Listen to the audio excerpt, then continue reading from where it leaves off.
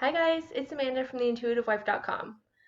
I have been wanting to do this video for a while now, but I've been a little bit hesitant because this video is so different from all the other videos I've posted. I tend to do videos on health and wellness and intuition and tarot and oracle cards, and this one is about folklore. But I love folklore and I love hearing and reading the stories about it. So I thought it would be a fun little change and I wanted to share this one with you. And this one is the story of Lorelei. Now, I first heard this story back in 2015 when I was on a River Rhine cruise in Germany, and the the captain of the boat was telling the story of Lorelei as we were passing by Lorelei Rock, which is said to be surrounded by a little bit more shallow water and is said to have an echo. Now, the legend is said to have been derived from a beautiful woman named Lorelei, but there's a few different variations of it. One variation is that Lorelei became heartbroken after losing her lover and threw herself into the Rhine River and drowned. One variation is that Lorelei was a mortal woman who became so heartbroken by losing her lover that she threw herself into the Rhine River and drowned. But she came back as a siren or a vindictive mermaid or an enchantress. Choose whichever word you like. So I first heard the story of Lorelei back in 2015 when I was on a River Rhine cruise in Germany.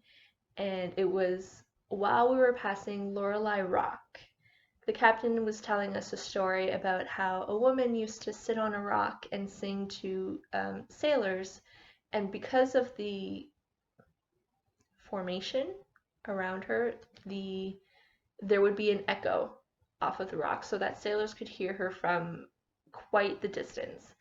Now, there's a few different variations of the story Lorelei, and there's a few different variations of the story Lorelei. The first one is that she threw herself into the river after losing her lover, but came back as being a siren or a vindictive mermaid or an enchantress. In some versions, she becomes jealous and kills her lover, but in others, she is not the jealous lover, and her lover actually is a sailor, and she starts singing on her rock in hopes that he will hear her voice and eventually return back to her. So I found some really interesting stories about Lorelei online, and the first one was from myfairyland.jimdo.com. This is what it says. In this ballad, Lorelei is a daughter of old Father Rhine, lives in the depths of the Rover and singing tempting songs in the evenings, sitting on the rock. Boatmen who heard her song became so enchanted they forgot about time and place until their vessels crashed and they drowned. Lorelei was an immortal creature, but even she wasn't immune to Cupid's arrows. She saw a fisherman, fell in love, he returned the feelings, and they had a romance for several weeks. Lorelei even helped him at fishing, but happiness lasted only until she heard about a young girl who also liked the handsome youngster. One evening, Lorelei grabbed her lover and dragged him into an underwater palace so he drowned, and could stay with her forever. But that wasn't enough. She continued with her lurking singing, and many men lost their lives until Prince Palatine's only son, Count Ludwig, heard about Lorelei. He wanted to see her with his own eyes. Like others, he was spellbound. He lost a ship, his crew, and his life. When his father found out, he immediately decided to end Lorelei's games. The prince's armies surrounded Lorelei, but she didn't really care. She laughed at them, believing her father would rescue her from any kind of danger. Then she dropped the pearls from her necklace one by one into the depths of the water, and finally a chariot came to drive her away, underwater, not to be seen anymore. A distant murmur of her song can still be heard at the rock of the Lorelei, Rhine, Germany. Now, another version of the story I found was from uexpress.com, the letter U, and it says, on the Rhine River on the eastern shore atop a steep rock there once lived a nymph named Lorelei. She dressed in white and wore a wreath of stars in her hair. She was exquisite, but more than her physical beauty was the song she sang. A song so alluring no one could resist its pull. People said that anyone sailing close to that rock would lose his life, for her song was irresistible, and no sailors who tried to reach Lorelei ever returned. There was, long ago, one proud young warrior who lived in the Palatinate court with his father. The young man's name was Ronald, and he was the light of his father's life. One day, as Ronald was boating down the Rhine with an old sea captain, he heard Lorelei's song. In that moment he could think of nothing but her. He longed to hold her, and he felt as if invisible arms were pulling him toward her, though anyone seeing him from afar would have seen nothing but a sailor pulling on his oars, rowing hard toward the rock. Twilight's haze shrouded the Rhine valley as Ronald approached the rock. His boat was nearing the cliff as the sun began to set behind the mountains, and darkness fell like a curtain, and silence fell too. The only light seemed to shine from the evening star high above him. That star seemed to be an angel set in the sky to protect helpless young men. For a while Ronald stopped rowing and gazed at the star. But then the old man sitting beside him cried, "Stop! We must turn around. You're heading toward Lorelei, the enchantress." But it was too late.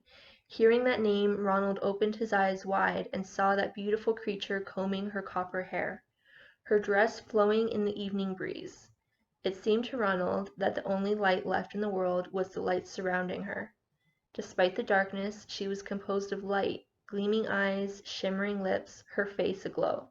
And her song cut through him like a knife to the heart, a plaintive, longing song. It called to him, "Come to me, come to me." When Lorelei looked down at him, he trembled and could not take his eyes away from her. He could think of nothing but how marvelous this moment was, and in his trance, his boat crept slowly to her and to the rocks. But the boat was moving too slowly for Ronald. When she called, "Ronald, Ronald," he dived into the water. People say they heard a scream, a death-like sound coming from the rocks as the waves washed over Ronald's body. The old boatman wept as he worked to steer the boat away from the shore.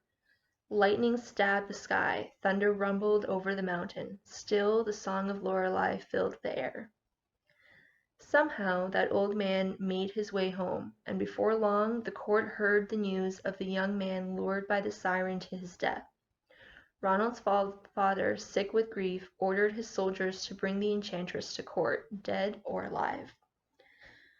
Off they set on their quest, and as those soldiers neared the rock, the leader looked up and cried, "Let us throw her from the rocks to the sea. Let her know the death she has caused to others." At that moment the first shade of twilight draped itself over the mountains. The armed men began to climb up the side of the mountain toward the peak.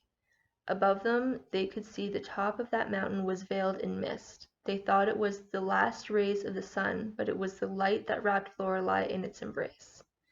There she was, dreamily combing her hair. As the men drew close, she reached inside her dress and removed a string of pearls, bound these around her head, and looked at the soldiers. "What are you doing here?" she cried. "You are mere men." The leader cried, "You are a sorceress, and we are here to destroy you."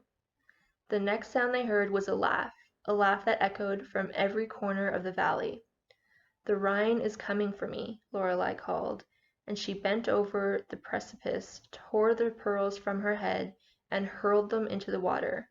Then she began to sing, "Father dear, send forth thy steeds from waters clear, and I shall ride the waves in the wind." At that moment a storm burst into being. The Rhine began to whirl and rise. Foam covered the banks, rising higher and higher until it reached the nymph. It lifted her into its arms and carried her down into the rushing current, and at the same time Ronald's body appeared, washed ashore. The terrified men returned to the palace to tell the court the news. From near and far people came to mourn Ronald, and to gaze at this place to search for a glimpse of the famed sorceress, but from that day on no one ever saw her again. Some sailors say they occasionally see her on the hills. Now and then a passing boater claims to hear her voice, soft and low, echoing from high above. And everyone who passes that rock looks up, half hoping for a sight of her and half afraid. So that is the story of Lorelai. And I'm curious, do you think Lorelai is real? Do you think she ever existed? And if not, how do you think the story actually came to be? Let me know in the comments. I'd love to hear what you think. Until my next video, I'll see you guys later. Bye.